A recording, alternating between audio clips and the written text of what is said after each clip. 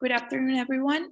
We are Adela, Camila, Jaime, and Thais, and we're going to be presenting our research paper, which talks about integrating equality, globalization, women's rights, and human trafficking. This is our table of contents for you to have a better idea of how our presentation is going to go like, and I'm going to start with the introduction.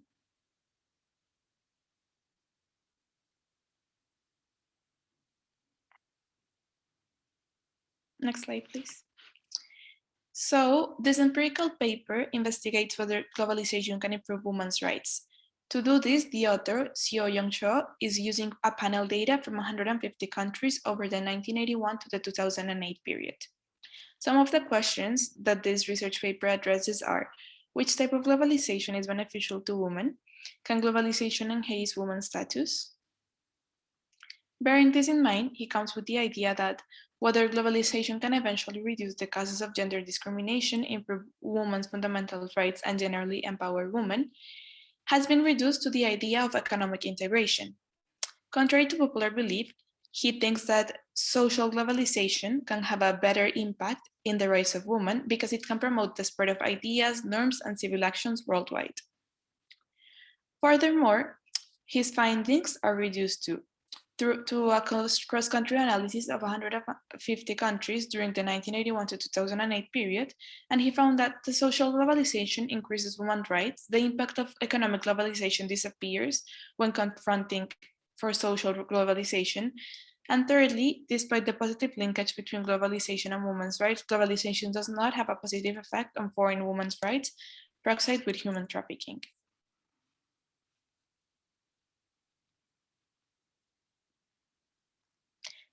Now, during the research paper, he came up with 4 hypotheses, the first one being economic globalization does not increase women's rights. The 3 strongest arguments to support this theory, first of all, are the poor payment. So he believes that even though there's a positive association between export-oriented manufacturing and women's increased share in paid employment, big companies are always going to be looking to pay women less in order to maximize their competition. And since women need these jobs, they tend to accept a poor payment. They do not have another option. And this comes back to the idea that women are seen as inferior, which is a reason why we need social globalization more than economic globalization. Also, he says that an increase in female labor force participation does not always lead to economic empowerment, as long as such demand for female labor is based on women's acceptance of exploitative working conditions. And this is because they are very vulnerable in society, which is why they tend to exploit them as well. Also, on the one hand, globalization may benefit women in general by reducing gender differences in employment and wages if accompanied with a subsequent economic growth due to the relative flexible accommodation of females into the labor forces of integrated economies. However, export-led growth based on ever-growing competition and price cuts may increase the divide between the winners and losers of globalization, which could negatively affect women's welfare given women's vulnerability. Therefore, the divide between winners and losers are narrowed to disproportional deterioration of maid wages and working conditions. So even though it may seem as like salaries are increases, they're really not, because everyone is going through the same process.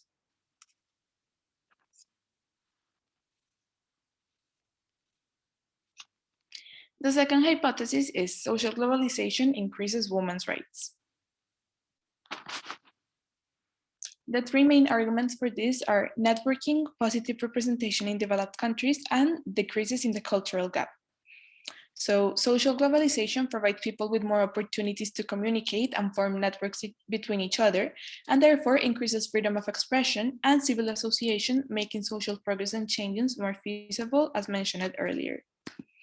So bearing this in mind, if women are able to communicate with other women in more developed countries, they can see themselves and see the level of success they could be able to reach. This is going to grant more equality because they're going to be educated on what they can actually achieve. And also the cultural gap is decreased because there's a tolerance created towards other lifestyles, and this includes religion and certain beliefs, and it also reduces the discrimination exactly because of what I just said, because education empowers people and gives them knowledge about the world. So now we'll go on to the third and the fourth hypothesis. So the third hypothesis states that economic globalization increases human trafficking. This because the author believes that the more economic globalization there is more chances of human trafficking. This is due to the fact that although globalization might improve domestic women's rights, it might have a negative effect on foreign women. Foreign women are often marginalized from receiving protection rights due to being foreign and illegal immigrants.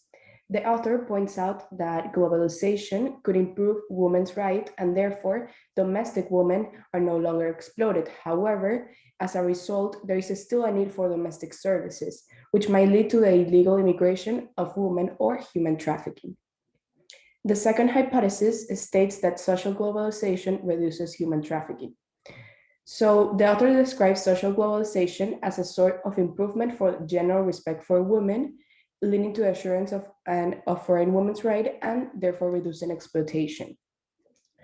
This is due to the fact that social globalization is believed to improve sources of communication and increases freedom of expression. All of this together leads to less cases of human trafficking. So now the third part will be dedicated to talking about how the author explains how she will measure globalization and women's rights. In order to measure globalization, the author takes into account two main points. So the first one is that economic globalization is measured taking into consideration two economic flows, trade openness and foreign direct investment. On the other hand, social globalization is measured using the KOF index, which takes into consideration personal contacts, information flows, and cultural proximity. So in this case, personal contacts refers to direct interaction among people from different countries. So it includes international letters and others. Information flows refers to a flow of ideas and images across regions. So includes internet subscriptions, radio threads, and others.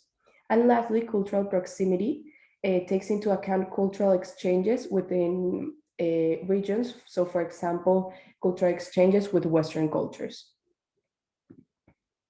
So now we'll talk about how she talks about measuring women's rights. So the first things that she takes into consideration is the Gingrelli and Richards index, or the CIRI index. So in this index, they provide three indicators to represent women's economic, political, and social rights. She takes into consideration this index because it provides information for up to 190 countries for the last 3 decades. And these three indicators represent different rights. So for example, women's economic rights includes the right for equal payment, for equal work, for free choice of profession, for the right to gain a fair full employment, equality in hiring and promotion practice, and others. Political rights includes the equal inheritance and equal marriage, the right to travel abroad, the right to get a citizenship, the right to divorce, and more. And lastly, social rights refers to the right to vote, to run for a political position, the right to hold government positions, and to be able to join any political parties, and the right to petition government officials, for example. On the other hand, in order to measure human trafficking, she uses this index from the UNOCD, as she believes is one of the most reliable and comprehensive indicators, as it covers many countries. This concept of human trafficking indicates whether women's rights can be ensured regardless of their citizenship and for those most marginalized in society. So this goes back to the previous two hypotheses that I was talking about, because she talks about how globalization can either worsen human trafficking or can help to decrease the number of human traffickings that there is. And however, she points out that there are some flaws to this index, and it's because it is based on self-reporting from countries, which could bring in bias as they do not report full cases. And another flaw is that there could be regional bias, and this is due to the overestimation of cases in Western countries and underestimation of cases in other regions.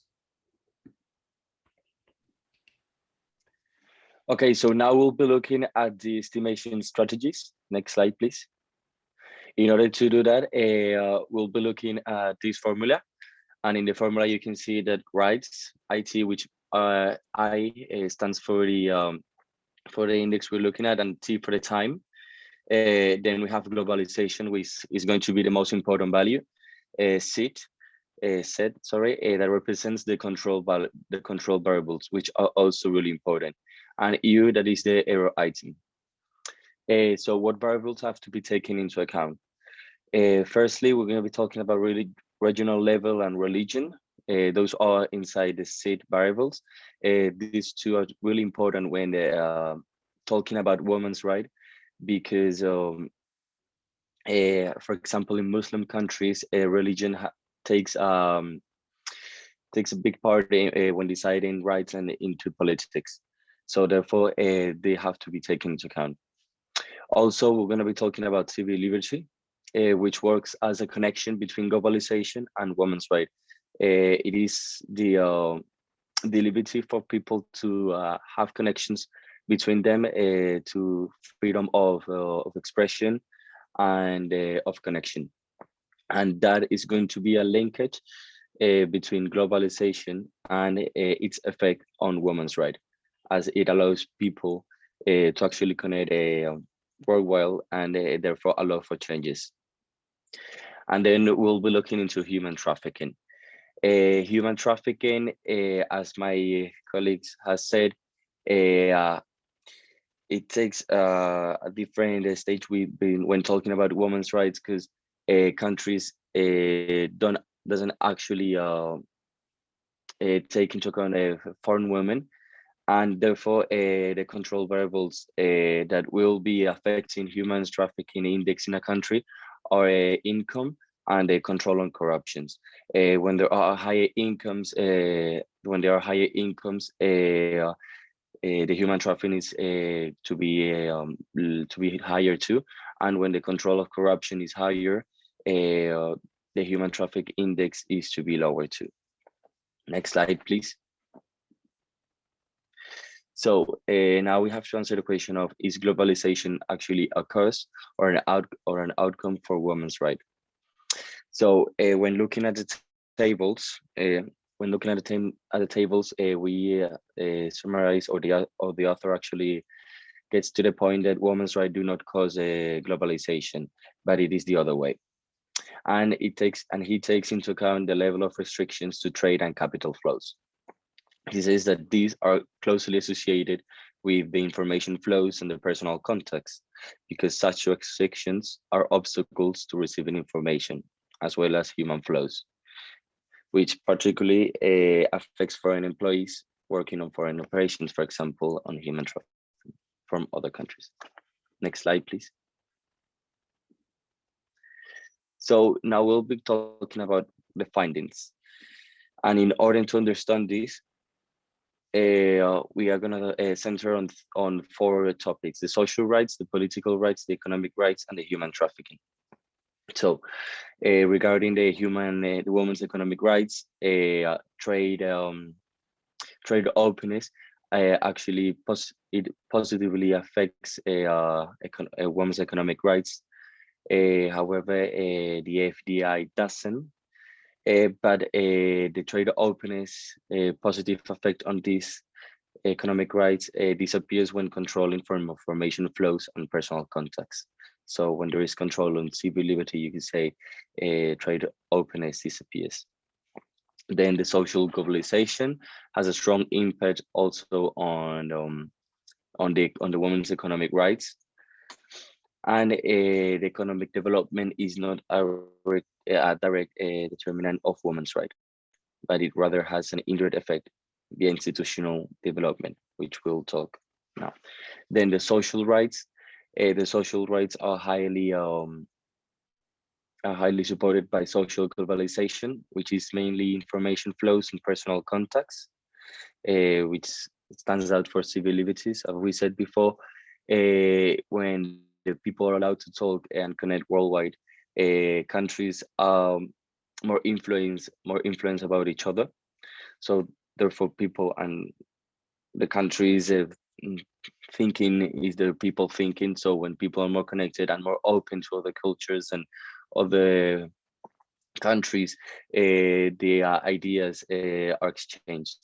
And this is due to civil liberties, to the freedom of people of doing it. And when there's restrictions, there is no civil liberty. So we could say that social globalization does support social rights. And then we have the political rights, in which neither economic nor social globalization actually helps women's political rights. But what it does is actually institutional development and civil liberties again. So as a result, we could say that civil liberties actually do work as a connection between the globalization and the women's right. It directly connects both of them, and it actually supports for more women's right. And then when talking about human trafficking, it is to be said again that it is possibly correlated with restrictions of corruption, and it is negatively correlated with high incomes, with high incomes. And then to talk about foreign women, that the author clearly standed out that a woman's right in a country do not have to affect a foreign woman in that country. So therefore, a globalization a doesn't really have a lot of impact on human trafficking, because it doesn't protect those women. Next slide.